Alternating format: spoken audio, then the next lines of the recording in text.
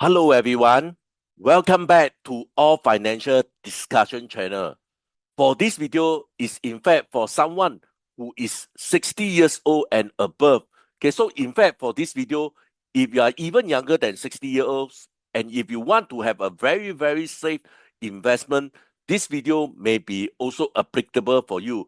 For someone which is around 60 years old and above, okay, so this video I emphasize on the safety when you actually invest for your retirement income.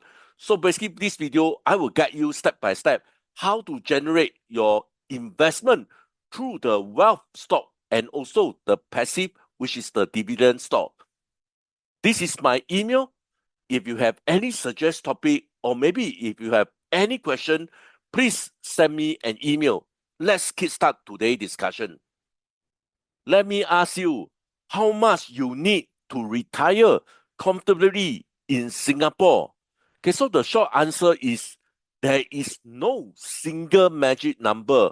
Why? Because for some, even $3,000 is really a lot. But for some, even $10,000 is not enough for him or her to retire in Singapore.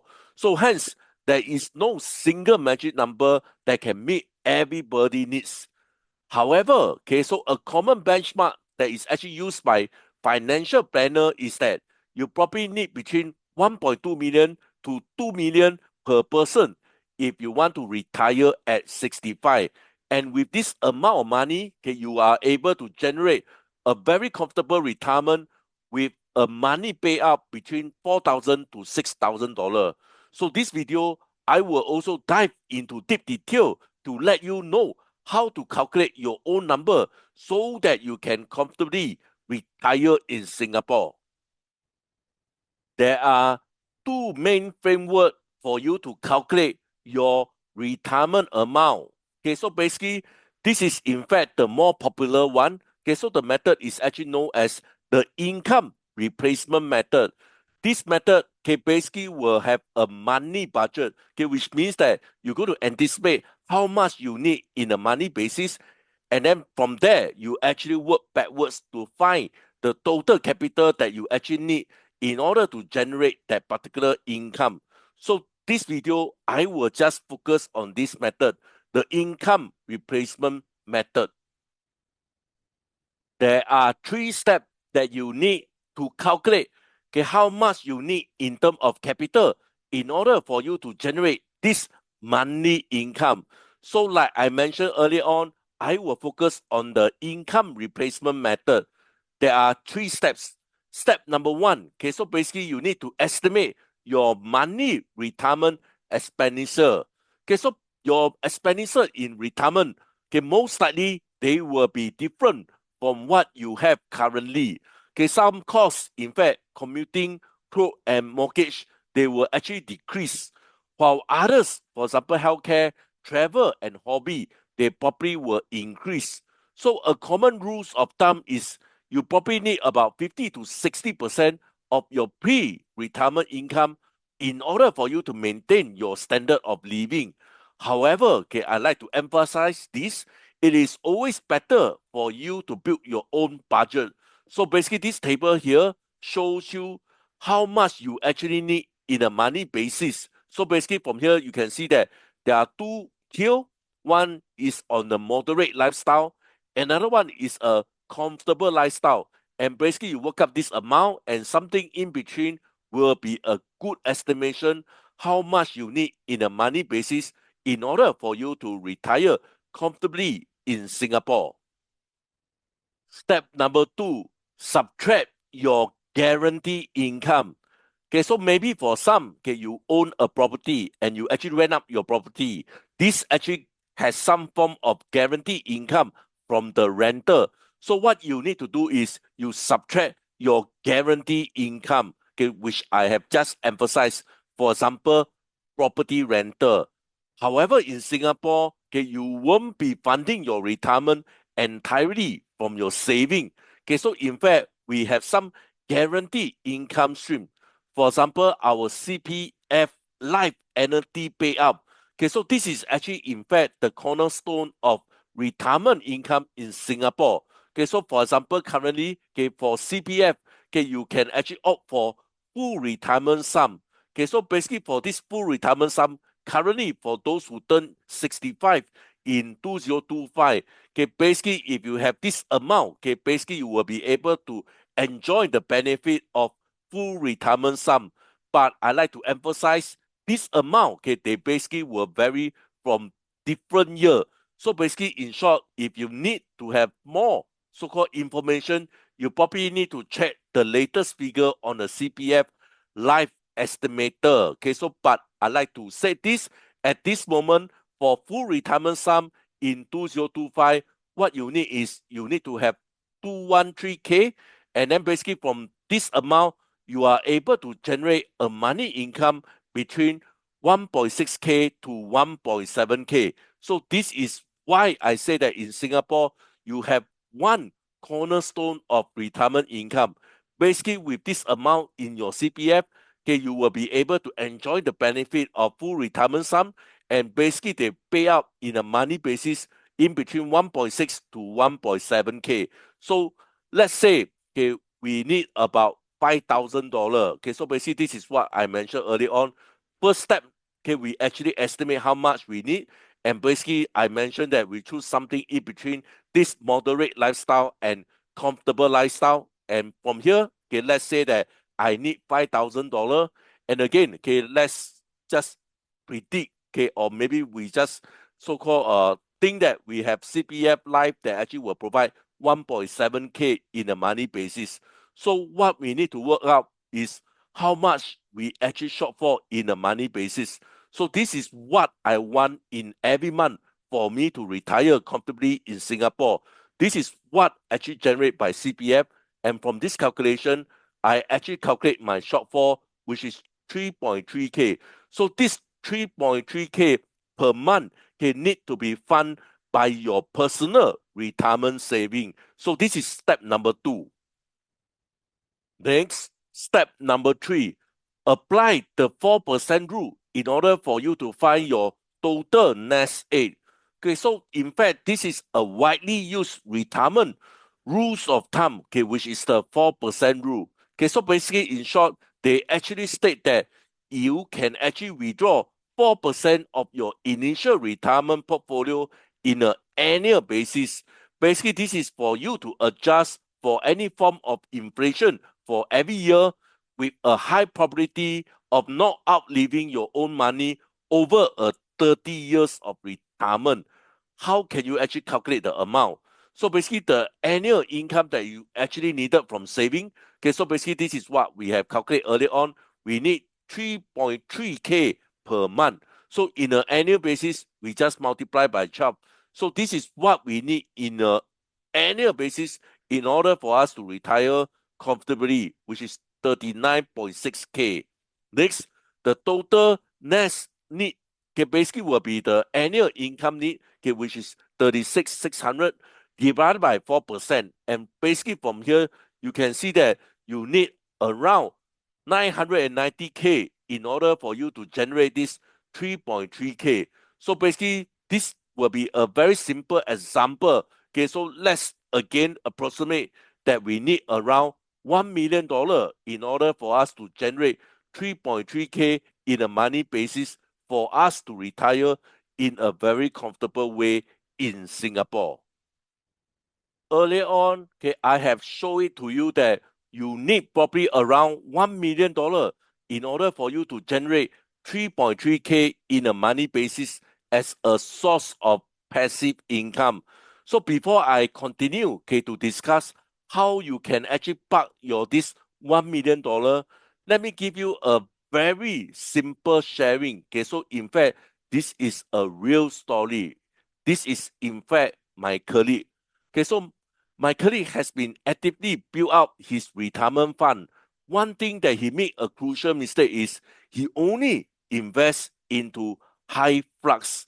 I guess every one of us here know what happened to high flux. So in fact, high flux actually suspended any form of trading of shares.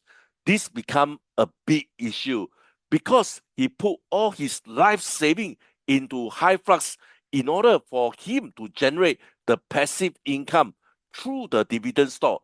But once Hyperlux actually suspend the trading of share, okay, he could not longer enjoy this dividend stock anymore.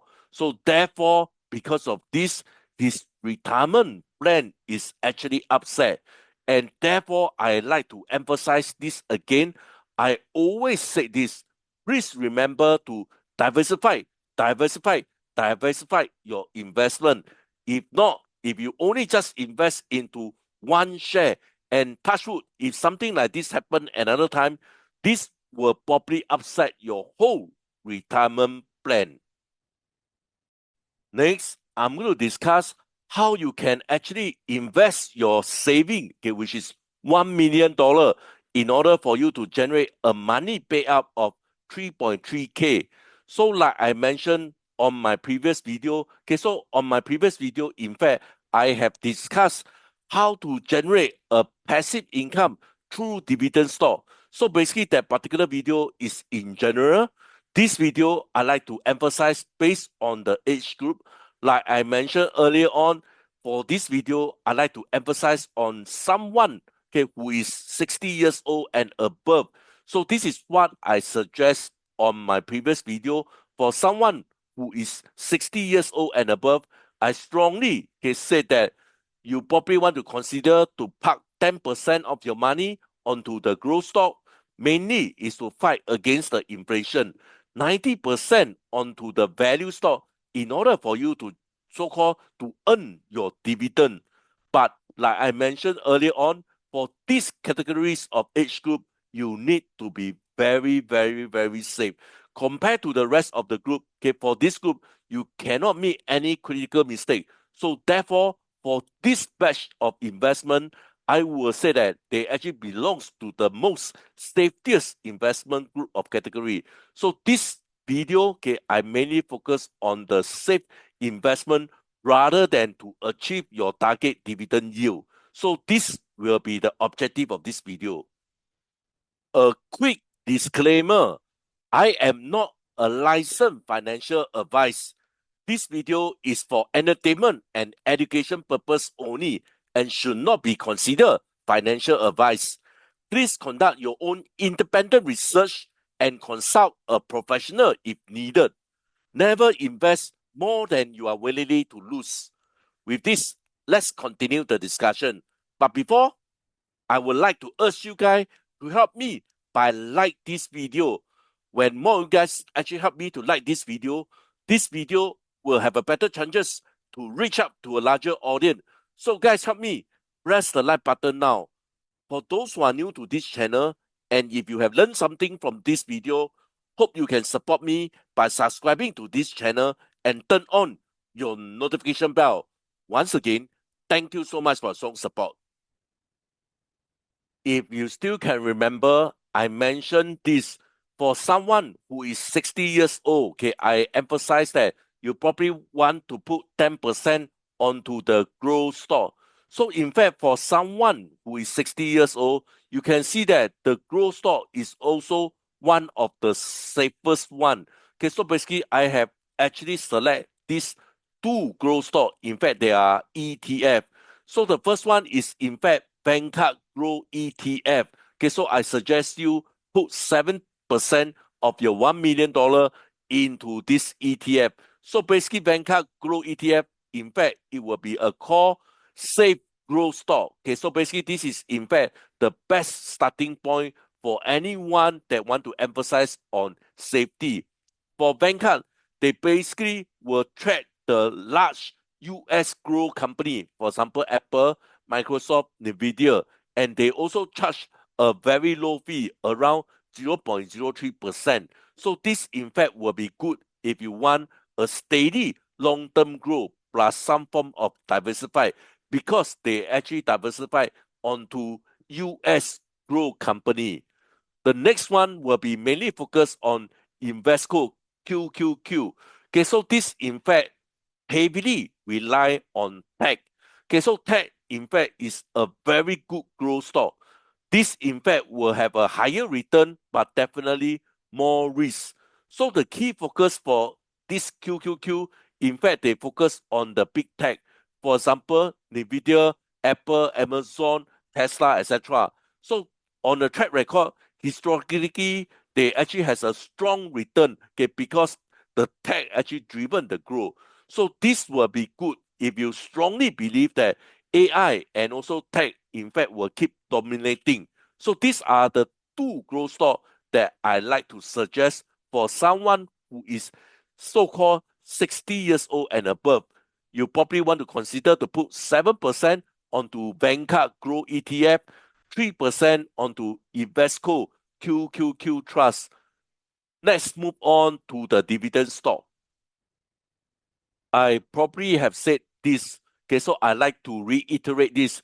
So in fact, Singapore, okay, has a lot of stock that give out very attractive dividend, and in fact, this stock is considered relatively safe. So the first one will be Singapore Bank. I guess that anyone that tells you don't invest into Singapore Bank for your dividend, I guess you can turn off the video immediately. So I guess for majority of your retirement fund, quite a fair bit will be onto Singapore Bank. Like I emphasized early on, for Singapore, in fact, there are many attractive stocks with a attractive dividend yield.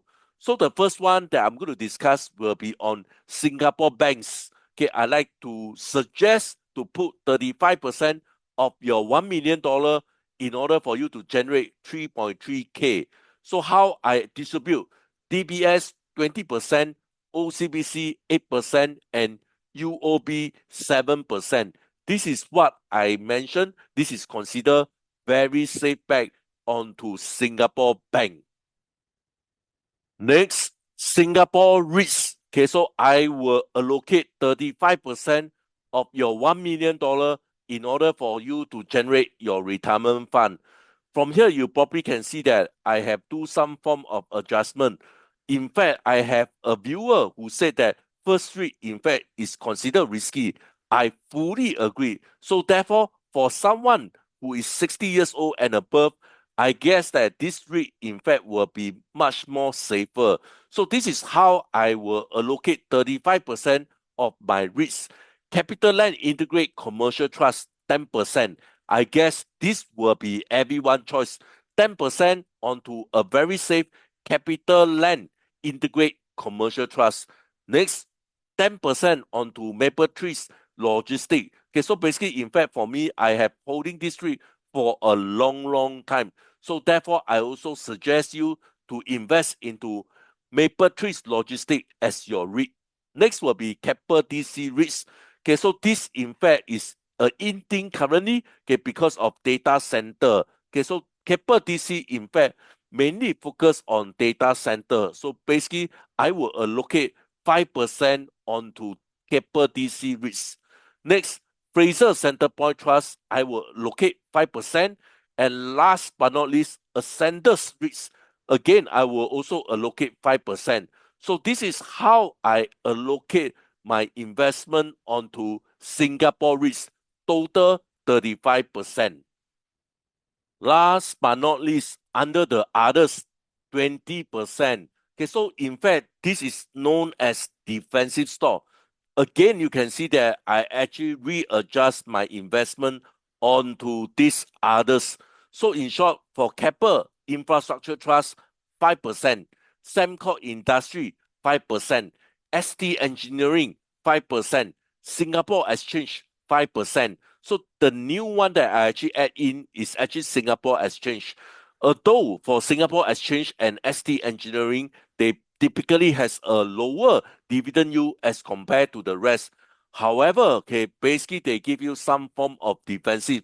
If let's say there is any crisis, let's say the Middle East conflict worsen, this category will be able to perform better as compared to the rest. So therefore, for someone who is 60 years old, you can see that I always emphasize on safety. So this is how I actually invest with, let's say I have $1 million in order for me to generate 3.3K in a money basis. I like to draw a conclusion on this video. For example, this video actually emphasizes how to calculate how much that you actually need in order for you to retire comfortably in Singapore. For example, in this particular case, I have calculated I probably need around $5,000 in order for me to retire comfortably in Singapore. Next, I mentioned that you probably can take away the $5,000 based on certain fixed return. For example, through the rental, through the CPF. And again, I have roughly estimated that you probably can generate FRS with 1.7K. So therefore, I need to generate 3.3K from my saving in order for me to guarantee that every month I will have 5K monthly payout. So how can I actually invest on this 3.3K? And again, based on the 4% rule, I have calculated I roughly need a capital of $1 million in order for me to generate 3.3K in a money basis. And how I actually invest this $1 million is as following. Okay, I will put 10% onto the growth stock. Like I mentioned earlier on, for growth stock, okay, they mainly focus on your capital appreciation. Okay, so basically this is mainly to fight against any form of inflation. Next, because for someone who is around 60 years old, or in fact more than 60 years old, majority of the fund should park on value stock, which means that they are capable to generate dividends. This is very essential for someone who is actually belong to this age group. So let me quickly finish the discussion. Okay, for growth stock, I mentioned that I probably will put 7% onto Vanguard and 3% into Invesco QQQ. Next, for value stock, there are actually three key categories. One is Singapore Bank. Next one will be Singapore REITs. And last but not least, on the defense side here. Okay, so basically this defense is, let's say, any so-called conflict, anything that unusual, this probably will not be doing so badly. Definitely there will be some form of so-called effect, but I believe that this category of stock, they will not be affected as much as compared to the rest. So therefore, I have put 20% onto the defensive stock. How I actually invest onto the value stock? On Singapore Bank, 35%. Again, from here, you can see that 20% on DBS because of the brand, because DBS also diversified. So therefore, I have decided to invest 20% onto DBS. Next, 8% on OCBC and 7% on UOB. Next will be on REITs. Okay, so I will allocate 35% of my $1 million onto Singapore REITs. So these are the REITs that I will actually put my money.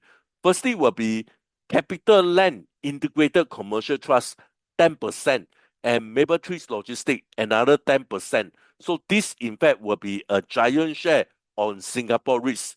Next, okay, will be more risky, okay, on the Keppel DC, okay, because this actually emphasize on a little bit on tech, okay, on data center. So therefore, I have decided to put 5% onto Keppel DC REITs. Next will be Frasers, Centrepoint, and Ascendas REITs. Okay, so in fact, from here you can see that I actually spread out my investment onto industry, onto retail, into tech like data center, and also on industry. So basically from here, I just so-called spread out and diversified my risk. Last but not least, on the defensive stock, okay, so basically I will put on Keppel Infrastructure Trust. Okay, so basically Keppel Infrastructure is probably one of the safest, and also they offer a very attractive dividend yield. Okay, so this is actually my first defense line. Next will be Sembcorp Industries, 5%, ST Engineering and Singapore Exchange. Like I mentioned earlier on, they actually offer very little dividend yield, but these are considered defensive stock. With this, I'd like to end my discussion. Please help me to like this video and subscribe to this channel. Once again, thank you so much for strong support. I hope to see you guys soon. Bye for now. Thank you so much.